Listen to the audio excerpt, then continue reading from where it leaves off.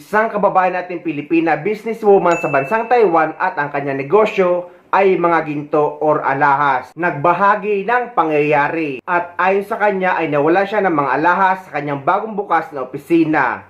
At nakumpirma niya na kapwa natin Pilipino or OFW ang tumangay or nagnakaw ng mga ginto niya. Wala pa daw CCTV sa bagong opisina niya dahil bagong bukas pa lang ito. At ito naman ang sinamantala ng kababayan natin. Tadyahaw, Taiwan.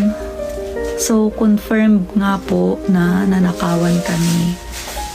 Nung una, akala ko talaga na misplace ko lang. Kasi sa sobrang dami naming gamit, tapos ang liit ng office, tapos dito rin sa bahay, may maliit din kaming office.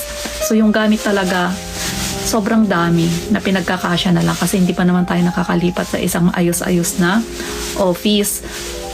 So, nung una akala ko lang talaga baka nahalo lang sa ibang gamit, ganyan. Pero binaliktad ko na lahat sa office, nakalkal ko na, nakapaglinis na ako dito sa bahay. Nakapaglinis na rin ako. So, wala talaga. Tapos, ang mga tao kasi, marami nang nag-fully fade sa kanilang mga earrings. So, kailangan ko na talagang isend dapat yung mga items sa kanila. So, since hindi ko talaga mahanap, ang ginawa ko, refund.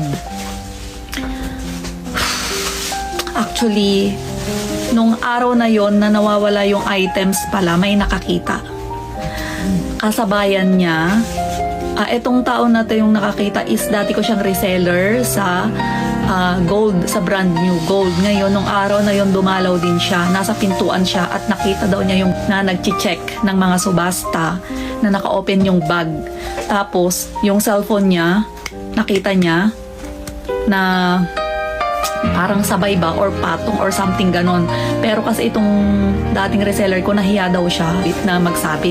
Baka lang daw kasi parang mali naman siya, ganon.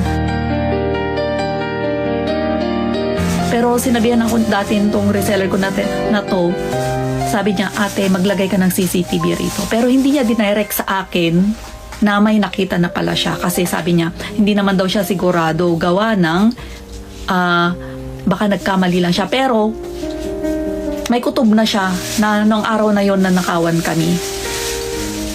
So, ang nangyayari po niyan, lahat po ng mga nakamain sa amin ng earrings, i-refund ko po yan. We take responsibility naman po.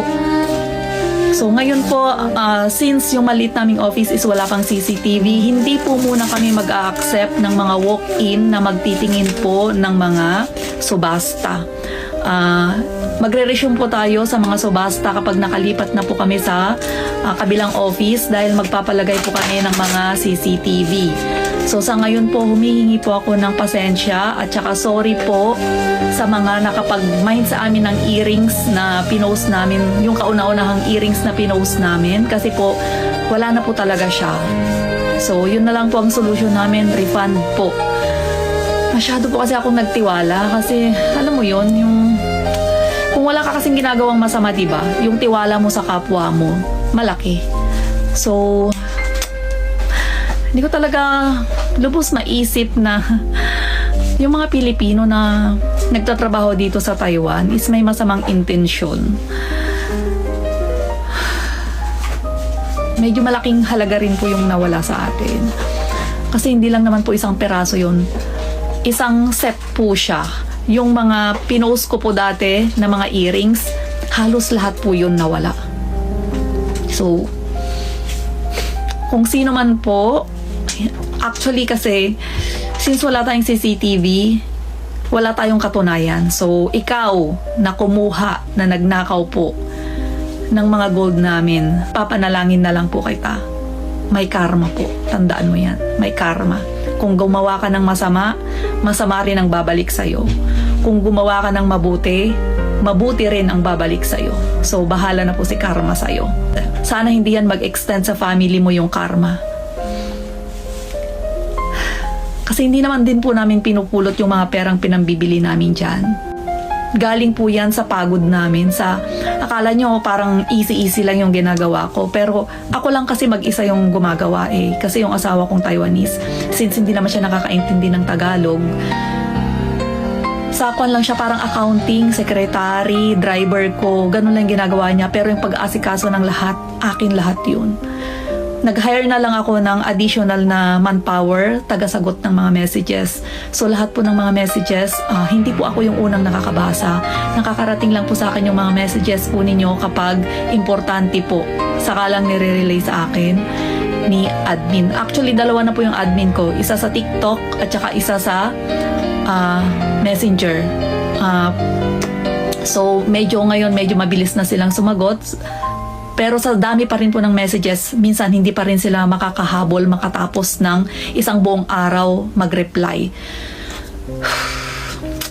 So, sa ngayon po, gaya po ng sinabi ko, hindi po muna tayo mag-accept ng walk-in para sa mga gustong tumingin ng subasta. Puro online na lang po muna tayo. And in the future po, magkakaroon po tayo ng live selling ng mga subasta.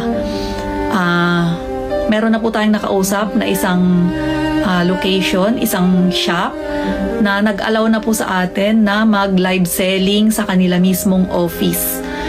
So, kung may mawala man po, meron ding papalit naman. So, hindi natin siya didibdibin kasi kapag iisipin mo yan, nawalan ka, nanakawan ka, problema yan problema lang. So, sa ngayon po, kalma na lang muna, kalma. Kasi wala tayong magagawa Since wala tayong basihan, walang CCTV sa office, hindi tayo pwedeng magbintang ng walang resibo o ng walang katunayan. So, yun na lang po. Lesson learned. Kung may nawala po sa amin, babalik yan. Pero sa ginawa mo pong masama, may babalik din karma sa'yo. Kung matatandaan nyo sa dati kong video, siya rin yung kababayan natin businesswoman sa bansang Taiwan na pinuntahan ng mga Taiwan police dahil napag-alaman na pinagbentahan daw siya ng nakaw na alas ng isang kababayan natin Pinay OFW galing sa kanyang employer. Sa Jiahao, Taiwan, kahapon may mga pumuntang pulis rito dahil may binenta sa amin na galing sa nakaw.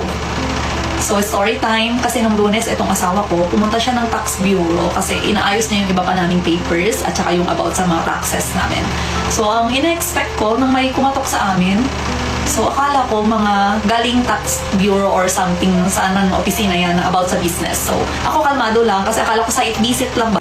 So, yun pala, summon na yun o yung parang invitation para sa akin na pumunta ng police station para mag-explain about doon sa binentang nakaw na alahas sa akin. So, yun, sumama kami. Meron pa nga kaming customer dito kahapon na dalawa na hindi ko na naasikaso.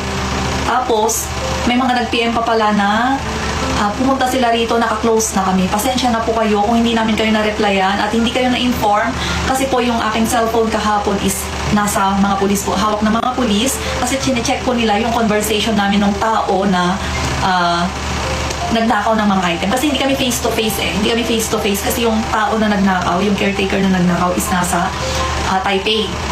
Tapos kami po is taga Sincho lang. So, nung dumating na po kami doon sa presinto, sabi lang sa akin ng mga pulis, sabihin ko lang daw yung totoo. Then, yun na, nag-umpisa na yung interrogation. Ang tinanong sa akin saan kami nagkakilala nitong tao na to. So, sabi ko through Facebook, nag-message siya, gusto niya magbenta sa akin ng alahas. So, itong si nagbenta sa akin na caretaker, sinend niya yung item niya sa 7-Eleven. Ako naman, pinick up ko siya sa 7-Eleven, then chinek. After pumasa, binayaran ko siya. Yung item niya is nagkakahalaga ng 239,000 NTD. So, yung iba doon, isinend ko sa kanya through ATM account. Yung iba naman is pinadala niya sa Pilipinas. So, okay na. Ganun na. Pinakita ko na yung conversation namin from top to bottom. So, pangalawang beses niya nang nagbenta sa akin. Pero yung unang beses na binenta niya sa akin ay hindi yun pag-aari ng kanyang amo. So, hindi na yun kasama sa case. Yun lang hinahanap ng kanyang mga amo yung hinahanap sa akin. So, sabi ko na-dispose na namin yung mga yan at wala na kasi buy now, patunaw later, or dispose later kami. Ganun kasi yung ginagawa namin. Or binibenta na namin every week, ganyan. By batch, ganyan kasi. So, hindi na namin siya pwedeng mabawi kasi wala na rin sa amin na ibenta na. So, yun po, naipakita ko naman sa kanila na hindi ako kasabwat or wala akong alam na yun ay nakaw. So, okay, pinakawalan naman po. Wala naman pong ginawa sa amin. Nag-thank you yung mga police, ganyan, sa cooperation and sa abala. So, ngayon naman po, ang gusto kong ipakiusap sa inyo, Kung yung mga item po ninyo is nakaw, galing sa boss po ninyo, huwag nyo na pong tangkaing ibenta rito sa akin. Kasi po, nadadamay po ako. O kung noon man, may mga binenta kayo na nakaw sa akin, parang awa nyo na. Huwag nyo na kaming idamay. Kasi nagdinegosyo lang po kami. Sumusunod po kami sa batas. Kaya, please lang po. Huwag na kayong mandamay. Kung yung mga item naman po ninyo na ibibenta sa akin ay binigay lang sa inyo ng inyong mga amo or ng mga boss po ninyo, gagawa na lang po tayo ng kasulatan na sinasabi nyo doon na yun po ay sa inyo or binigay sa inyo ng amo ninyo para po in case magkaroon po ng problema, wala po kaming pananagutan dyan.